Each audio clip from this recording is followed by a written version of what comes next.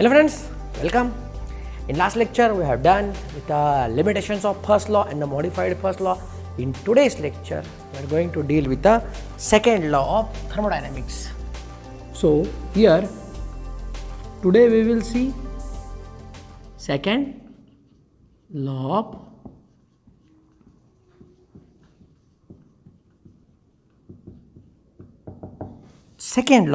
thermodynamics. So friends, we have done with the first law. What are the limitations of first law? Now we are going to see the second law.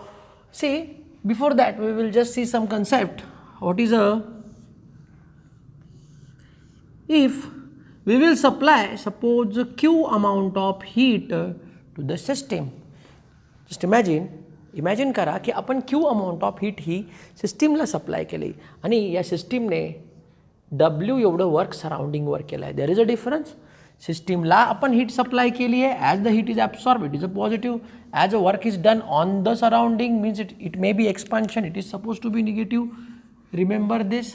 So what will be the first law? First law will be the delta U is equal to Q minus W. Minus का आला मी ते लिहिलं आहे. मी first law का revise केला त्याच्यामागे reason आहे. आपल्याला पुढे सेकंड लॉला फर्स्ट लॉची थोडी गरज पडणार आहे मित्रांनो. मग हा delta U is equal to Q plus नाही मित्रांनो मायनस झाला. तो मायनस डब्ल्यू का झाला कारण हे work done on the surrounding आहे बाय द सिस्टीम. म्हणजे सिस्टीमला आपण हीट दिली, सिस्टीमने वर्क डन केलं. सिंपल आहे मित्रांनो. सिलेंडर पिस्टन आपण त्या सिलेंडरला जर हीट केलं तर पिस्टन वर येईल. कुकर घ्या मित्रांनो. कुकरला जर तुम्ही हीट केलं तर काय होतं, शिट्टी वर येते, मधून वाफ येते, म्हणजे गॅसचं एक्सपान्शन होतं आहे म्हणजे work is done on the surrounding. जेव्हा क्यू पॉझिटिव्ह असतो जनरली डब्ल्यू हा निगेटिव्ह असतो. What I am saying, listen carefully. Generally there are exceptional cases but in this case 99% when Q is a positive, W is a negative. Yes, आपण problems पण बघितले आहे, त्याच्यात पण आपण बघितलं आहे Q is a positive, W is a negative. म्हणजे मित्रांनो लॉजिकली काय कळतं आहे, जेवढी हीट तुम्ही सप्लाय केली तेवढंच वर्क डन होतं आहे. साईन फक्त काय आहे, opposite. Means logically Q is suppose to be equal to minus W. बरोबर आहे. Yes. So what logic says? Logic says that amount of heat supplied is equal to work done. There is a difference, that is what? Of sign. So if you will eliminate this sign, work मध्ये साइनचा फरक आहे मित्रांनो, फक्त डायरेक्शनचा फरक आहे, पण जेवढी heat supply केली तेवढं काय आहे. So here we may write mod of, yes. So magnitude of heat is equal to means what? Heat supplied is used to do work completely total. Means what friends? Whatever the amount of heat supplied by us to the system, that complete heat is utilized to do work. म्हणजे आपण जेवढी supply केली तेवढं work done झालं आहे मित्रांनो. म्हणजे पहा, suppose 1 kilo joule heat supply केली तर 1 किलो जूल वर्क झालं आहे, असा याचा अर्थ आहे. याचा मिनिंग असा आहे, पहा मी एक केस तुमच्याशी डिस्कस करतो आहे. सिस्टीम आहे, आपण सिस्टीमला 1 किलो जूल हीट सप्लाय केली आहे आणि 1 किलो जूल हीट सप्लाय केल्यानंतर सिस्टीमने 1 किलो जूल वर्क हे सराउंडिंगवर केलं आहे. Heat absorb by the system is 1 kilo joule. Here I will write as the heat is absorb it is 1 kilo joule. As the work is done, it is a minus 1 kilojoule, but the magnitude is the same, direction is opposite. So here I am going to write only magnitude 1 kilojoule. Yes. So जेवढी heat आपण supply केली तेवढं work done मध्ये conversion झालंय. हे आपलं logic आहे मित्रांनो, पण हे बरोबर लॉजिक नाहीये. This is a wrong. This is the theoretical. Practically Q, amount of Q is always greater than W, mod of Q. पण मित्रांनो practically Q is always greater than W means what? म्हणजे काय सांगतो मित्रांनो, असं का झालं सांगतो. यस, सेकंड लॉ ऑफ थर्मोडायनॅमिक्सची तीच मजा आहे मित्रांनो. आपण जेवढी हीट सप्लाय करतो तेवढं वर्क डन होत नाही, त्याच्यापेक्षा कमी वर्क डन होतं. कमी वर्क डन का होतं बघू मित्रांनो आपण. यस, समजा आपण या ठिकाणी 1 किलो जूल हीट सप्लाय केली. Heat supplied is equal to work done W plus आपण जेवढी हीट सप्लाय केली मित्रांनो, आपण जेवढी हीट सप्लाय केली आहे ती हीट पूर्णच्या पूर्ण हीट ही वर्क डनसाठी युटिलाइज होत नाही, तर ती heat work done W plus त्या हीटचा थोड्या प्रमाणात लॉस होतो. थोड्या प्रमाणात काय होतो? लॉस. आणि या लॉसशी रिलेटेडच आपला सेकंड लॉ ऑफ थर्मोडायनॅमिक्स आहे मित्रांनो. सेकंड लॉ ऑफ थर्मोडायनॅमिक्स काय म्हणतो मित्रांनो? सेकंड लॉ ऑफ थर्मोडायनॅमिक्स हे म्हणतो की whatever the amount of heat supplied to the system is not completely utilize to do work.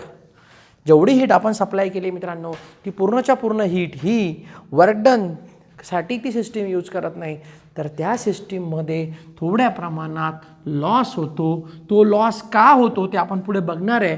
Yes, म्हणजे काय मित्रांनो, समजा आपण जर क्यू म्हणजे 1 किलो जूल हीट सप्लाय केली तर त्याच्यामधून काही प्रमाणात वर्क डन होईल आणि काही प्रमाणात लॉस होईल, लॉस ऑफ हीट.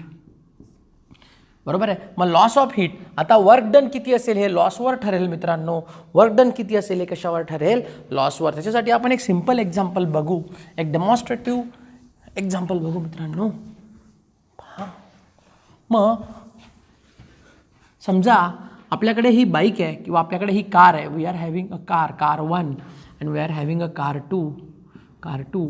आपल्याकडे मित्रांनो ही एक कार 1 आहे जी 1000 सीसीची आहे आणि ही कार 2 आहे ही पण 1000 सीसी. म्हणजे हिची जी कपॅसिटी आहे मित्रांनो, इंजिनची कपॅसिटी जी ती 1000 सीसीची कपॅसिटी आहे. दिस इज अ कार 1 या ठिकाणी car.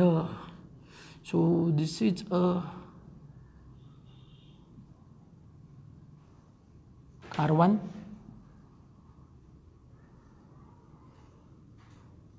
Car 2. There are 2 cars. Yes. हिची पण कपॅसिटी 1000 सीसी आहे, हिची पण कपॅसिटी 1000 सीसी. म्हणजे मित्रांनो दोघं कारची जी कपॅसिटी आहे त्याच्या इंजिनची कपॅसिटी ही 1000 सीसी आहे. म्हणजे दोघांचं इंजिन सेम आहे. पण ही कार जी आहे मित्रांनो, ही कार एका वेगळ्या कंपनीची आणि ही कार दुसऱ्या कंपनी, म्हणजे ही आपण हिला असं म्हणू ही होंडा कंपनीची कार आहे आणि ही महिंद्रा किंवा टाटा घेऊ आपण, टाटा कंपनीची कार आहे. म्हणजे ही होंडाची कार आहे आणि ही टाटाची कार आहे. दोघांचं इंजिन सेम आहे मित्रांनो. याच्यात आपण 1 लिटर पेट्रोल टाकलं तर ही 15 किलोमीटर चालते आणि मित्रांनो हिच्यात आपण जर 1 लिटर पेट्रोल टाकलं तरी ही 20 किलोमीटर चालते. नीट ऑब्झर्व करा, तुम्हाला काय कळतंय पहा, विचार करा. पहा, जर तुम्ही दोन्हीही कार बघितल्या तर दोघं कारचं जे इंजिन आहे मित्रांनो त्याची कपॅसिटी काय सेम आहे. दोघांचं वेट इज ऑल्सो सेम. ह्या कार 1चं जेवढं वेट आहे मित्रांनो कार 2चं तेवढंच वेट आहे. इंजिनची कपॅसिटी सेम आहे. दोघांच्या इंजिनची कपॅसिटी सेम असली तरी त्यांचा जो ॲव्हरेजबद्दल आपण बोलतो आहे म्हणजे 1 लिटर हीट बर्निंग, त्या 1 लिटर पेट्रोल बर्निंग म्हणजे 1 लिटर पेट्रोल जळाल्यानंतर समजा 1 किलो जूल हीट तयार होते, तेवढीच हीट याच्यामध्ये पण तयार होते. पण इथे 20 किलोमीटर्स ही कार चालते आणि इथे 15 किलोमीटर्स ही कार चालते. इथे तुम्हाला कळणार आहे मित्रांनो म्हणजे काय, ही जी होंडा कंपनीची कार आहे ती जी कार आहे ती 15 किलोमीटर चालते, ही 20 किलोमीटर चालते. Work is equal to force into displacement. Displacement या ठिकाणी जास्त आहे मित्रांनो, डिस्प्लेसमेंट या ठिकाणी जास्त आहे म्हणजे या ठिकाणी वर्क डन जास्त आहे. मग असं बघितल्यानंतर असं वाटतं की इंजिन तर सेम आहे, इंजिन तर सेम आहे, बरोबर आहे. मग इंजिन जर सेम आहे, जर हीट सप्लाय सेम आहे तर वर्क डन काय पाहिजे होतं सेम. मग 1 लिटरमध्ये ही 15 किलोमीटर चालते. 1 लिटरच्या ऐवजी मी आता 1 किलो जूल लिहितो. आता पेट्रोल हे लिटरमध्ये असतं पण त्याच्यातनं हीट जी प्रोड्यूस होते ती किलो जूलमध्ये. दोघांमध्ये हीट प्रोड्यूस किती आहे 1 किलो जूल. दोघांमध्ये हीट प्रोड्यूस किती आहे 1 किलो जूल. पण मित्रांनो हीच तर मजा आहे, हीट प्रोड्यूस जरी दोघांमध्ये 1 किलो जूल असली तरीसुद्धा त्यांचं जे वर्क डन आहे ते सेम आहे का नाही आहे. पहा मित्रांनो, सेकंड लॉ ऑफ थर्मोडायनॅमिक काय म्हणतो, total amount of heat supply म्हणजे समजा एवढी आपण ही हीट सप्लायड आहे, एवढी ही हीट सप्लायड आहे तर आणि या केसमध्ये पण हीट सप्लायड सेम आहे कारण पेट्रोल दोघं केसमध्ये सेम आहे.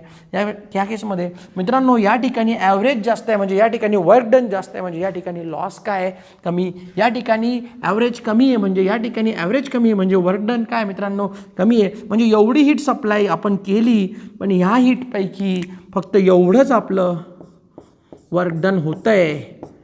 दिस इज अ W आणि हा जो आहे हा पूर्ण लॉस आहे मित्रांनो. आणि इकडे जर तुम्ही विचार केला तर इथे वर्क डन जास्त आहे, म्हणजे हा उरलेला काय मित्रांनो लॉस. तर तुम्ही दोघं ठिकाणी बघितलं तर तुम्हाला असं कळेल की या ठिकाणी लॉस हा जास्त आहे म्हणून वर्क डन हे कमी आणि म्हणून ॲव्हरेज हा कमी आहे मित्रांनो. मग आता पहा इथे पण लॉस आहे, इथे पण लॉस आहे, फरक फक्त एवढाच आहे की इथे लॉस हा जास्त आहे, इथे लॉस हा कमी आहे. लॉस कमी झाला म्हणून वर्क डन काय झालं जास्त. आणि ही टोटल अमाऊंट काय होती, this is what a Q, this is what a Q. What is a Q, Q is a heat supplied. आपण हीट सप्लाय केली आणि त्याच्यामधून थोड्या प्रमाणात लॉस झाला आहे. मग हा लॉस जो आहे मित्रांनो, हा लॉस काय असतो नेमका एक्झॅक्टली, हा लॉस कशात होतो.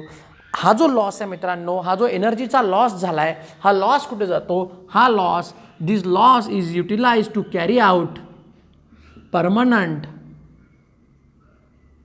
खूप महत्त्वाचा पॉईंट आहे, change either in system or in surrounding. म्हणजे काय मित्रांनो, ही जी एक्स्ट्रा हीट होती, ही जी हीट आपण सप्लाय केली पूर्णच्या पूर्ण कधीच ती वर्क डनमध्ये कन्वर्ट होत नाही. तिचं कन्वर्जन जे होतं ते काय झालं आहे मित्रांनो, त्याच्यामुळे सिस्टीममध्ये चेंज झाला आहे किंवा सराउंडिंगमध्ये चेंज झाला आहे. सांगतो मित्रांनो, ही जी हीट होती ही हीट सराउंडिंगमध्ये गेली असेल, एक तर एक्स्ट्राची हीट सराउंडिंगमध्ये चालली गेली, त्याच्यामुळे सराउंडिंगमध्ये लॉस झाला, किंवा त्या गाडीचं जे इंजिन होतं त्या इंजिनने काही हीट स्वतःला वापरून घेतली आणि त्याच्यामुळे त्या इंजिनमध्ये परमनंट चेंज झाला. परमनंट चेंज म्हणजे काय, एकदा का ती हीट गेली तर ती इरिव्हर्सिबल आहे, ती परत तुम्ही युटिलाइज करू शकत नाही, म्हणजे काय मित्रांनो, थोड्या हीटचा तर लॉस होणारच आहे, ती हीट ती सिस्टीम परत वापरू शकत नाही, तो परमनंट लॉस असतो. This is a permanent loss. म्हणून या ठिकाणी मी हा शब्द वापरला आहे, to carry out permanent change either in system or in. मित्रांनो, एक तर सिस्टीममध्ये, सिस्टीम म्हणजे ही कारच आहे ना, सिस्टीम या कारचं इंजिन आहे. तुम्हाला माहिती आहे काही वेळानंतर तुमच्याकडे जर बाईक असेल, सायकल असेल, काय जे काही असेल, एखादी स्कूटर असेल, त्याचासुद्धा तुम्ही विचार करा. ज्यावेळेस तुम्ही ती स्कूटर ड्राईव्ह करता त्याच्यामध्ये काय होतं मित्रांनो, काही वेळानंतर तिचे स्पेअर पार्ट, इंजिनचे स्पेअर पार्ट बदलावे लागतात. का बदलावे लागतात, कारण त्याच्यामध्ये जी हीट आहे त्या हीटने परमनंट काय केलं आहे, चेंज. म्हणजे काय, ते स्पेअर पार्ट डॅमेज होता म्हणजे काय, त्या सिस्टीममध्ये चेंज झाला आहे आणि जो कसा आहे परमनंट आहे. सिम्पल आहे मित्रांनो लॉ. आता इथे पहा काय लॉ सांगतो, Q is equal to W plus loss. Q is always greater than W. Whatever the amount of heat is supplied, statement सांगतोय मित्रांनो आता, whatever the amount of heat is supplied to the system is not completely utilize to do work. Some amount of heat is lost in the form of a change in either system or in surrounding, or some amount of heat is lost to carry out and that is utilized to carry out permanent change in system or surrounding. मग मित्रांनो, आता अजून एक छोटासा point आपण याला थोडं पुढे घेऊन जाऊ. सेकंड लॉचे बरेच स्टेटमेंट आहे, त्याच्यातलं आपण अजून दुसरं स्टेटमेंट बघू. पहा आता आपण असं समजू की आपण एक कंपनी बनवू. यस, आता जर तुम्ही या दोघांचा विचार केला, पहिले या दोघांबद्दल अजून एक पॉईंट डिस्कस करायचा आहे. यस, या दोघांचा विचार करा मित्रांनो. पुढचं स्टेटमेंट घेण्यापूर्वी आपल्याला याच्यात अजून एक पॉईंट, जर मी तुम्हाला विचारलं तर कोणत्या गाडीची इफिशियन्सी, नीट ऐका शब्द मी इथे लिहितो, इफिशियन्सी कोणत्या कारची जास्त आहे, या होंडा कारची जास्त आहे का या टाटा कारची जास्त आहे. मित्रांनो, जर इफिशियन्सीचा विचार केला, what is a efficiency, efficiency म्हणजे आपण फ्युअल इफिशियन्सी म्हणतो. Efficiency is equal to W.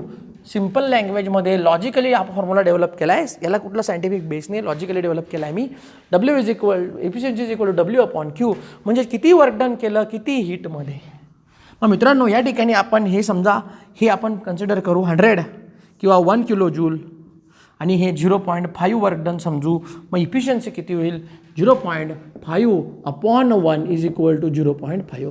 आणि तेच जर तुम्ही या सेकंड कारमध्ये इथे लिहितो मित्रांनो, 0.5 अपॉन 1. इथे बघा मित्रांनो, इथे समजा 0.7 आहे आणि हे पण 1च आहे, म्हणजे 0.7 अपॉन 1 इज इक्वल टू 0.7. म्हणजे मग काय मित्रांनो, जेवढं वर्क डन जास्त तेवढी इफिशियन्सी काय होईल, जास्त. मग इफिशियन्सी या केसमध्ये आली 0.5. In this case the efficiency 0.7, कारण वर्क डन किती 0.7. हीट किती घेतली आपण 1 किलो जूल. बरोबर आहे. मग 0.5 किलो जूल. मग हे झालं मित्रांनो इफिशियन्सी. या कारची इफिशियन्सी काय जास्त, म्हणजे ज्या कारमध्ये लॉस कमी, जिथे लॉस कमी वर्क डन जास्त, तिथे इफिशियन्सी जास्त असते. मग मित्रांनो आता आपण असं इमॅजिन करू, अशी कुठली कार असेल का जिला आपण पहा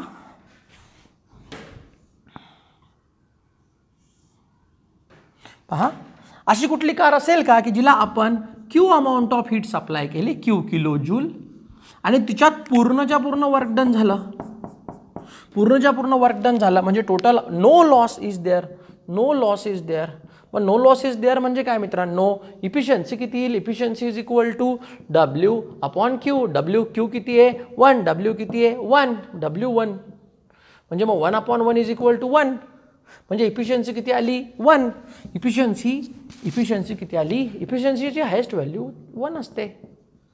इफिशियन्सी इज इक्वल टू या केसमध्ये किती आली 1. मग असं होऊ शकतं का मित्रांनो, तर सेकंड लॉ ऑफ थर्मोडायनॅमिक्सनुसार असं नाही होऊ शकत. म्हणजे काय मित्रांनो, आपण as per second law of thermodynamics थोडा तरी या ठिकाणी लॉस हा व्हावाच लागेल, लॉस हा एनर्जीचा होईलच. म्हणजे मित्रांनो फर्स्ट लॉमध्ये आपण एक कन्सेप्ट बघितला होता, there is a no perpetual machine. मी फर्स्ट लॉचं ज्यावेळेस लेक्चर घेतलं होतं त्यावेळेस तुम्हाला सांगितलं होतं की परपेच्युअल मशीन म्हणजे काय, असं मशीन जे मशीन विदाऊट एनर्जी कन्झम्पशन काम करेल, असं मशीन अजून अस्तित्वात आलेलं नाही आहे. त्याच्यावर शोध चालू आहे, रिसर्च चालू आहे.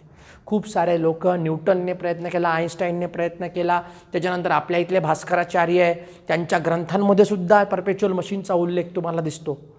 त्यांनी सुद्धा परपेच्युअल मशीन शोधण्याचा प्रयत्न केला. म्हणजे असं मशीन जे बिना कामाचं, बिना एनर्जीचं वर्क करेल, बिना एनर्जीचं वर्क करेल, without supply of energy the machine will do work. It is not possible till now. This is the first law of thermodynamics. Second law काय म्हणतो, सेकंड लॉ म्हणतो की लॉस हा व्हावाच लागेल, म्हणजे इफिशियन्सी 1 ही कधीच येऊ शकत नाही. सेकंड लॉचं दुसरं स्टेटमेंट आहे मित्रांनो, no machine with efficiency of 1. No machine with efficiency of 1 म्हणजे मित्रांनो असं कुठलंच मशीन नाही आहे ह्या जगात ज्याची इफिशियन्सी ही 1 असेल. There is no machine with efficiency of 1. There is no machine with efficiency of 1. मग मित्रांनो म्हणजे काय, थोड्या तरी प्रमाणात लॉस हा एनर्जीचा होणारच आहे. म्हणजे जेवढी हीट सप्लाय केली तेवढं पूर्णच्या पूर्ण वर्क डन होणार नाही. पण तुम्ही रिसर्च करू शकता, असं काही नाही आहे, आणि असं मशीन शोधू शकता ज्याला जेवढी हीट सप्लाय केली तेवढं पूर्णच्या पूर्ण त्याने काय केलं आहे, वर्क डन. मग Q is equal to W. आज तरी असं नाही आहे, आज तरी डब्ल्यू हे थोडंसं कमीच असतं. यस, आपण काय डिस्कस करतो मित्रांनो, सेकंड लॉ ऑफ थर्मोडायनॅमिक्स. मी दोन्हीही स्टेटमेंट एकदा लिहून देतो, मित्रांनो. पहा, पहिलं statement number 1 for the second law,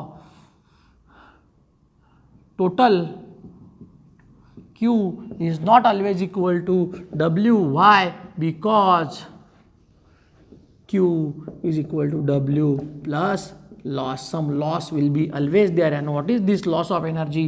It is used to carry out permanent change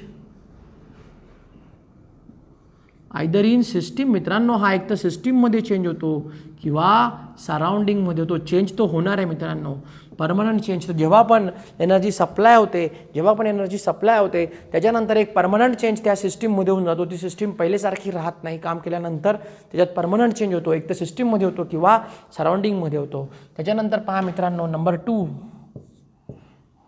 no machine with efficiency equal to 1. और इथे असं लिहिलेलं असतं युनिटी इज अ सेम. मित्रांनो हे महत्त्वाचं स्टेटमेंट आहे, हे लक्षात ठेवा. जगात असं कुठलंच मशीन नाही आहे जे क्यू इज इक्वल टू काय असेल डब्ल्यू. असं कुठलंच मशीन नाही आहे त्याच्यात काही ना काही लॉस कमी असू शकतो. Loss may be less but it is not equal to 0. आणि सेकंड लॉचंच तिसरं एक स्टेटमेंट आहे मित्रांनो. तुम्हाला आठवत असेल फर्स्ट लॉचा ड्रॉबॅक होता. फर्स्ट लॉचा ड्रॉबॅक काढण्यासाठी सेकंड लॉ तयार केला आहे. फर्स्ट लॉचा ड्रॉबॅक असा होता मित्रांनो की फर्स्ट लॉमध्ये बाय डायरेक्शनल फ्लो अलाउ केला होता. फर्स्ट लॉमध्ये बाय डायरेक्ट म्हणजे काय मित्रांनो, म्हणजे काय, फर्स्ट लॉमध्ये असं सांगितलं होतं की तुम्हाला आठवत असेल last lecture A to B, this is what, इथे हीट जास्त आहे, इथे हीट कमी आहे, तर हीटचा फ्लो नेहमी असा असेल. पण फर्स्ट लॉ सांगतो की असा पण होऊ शकतो.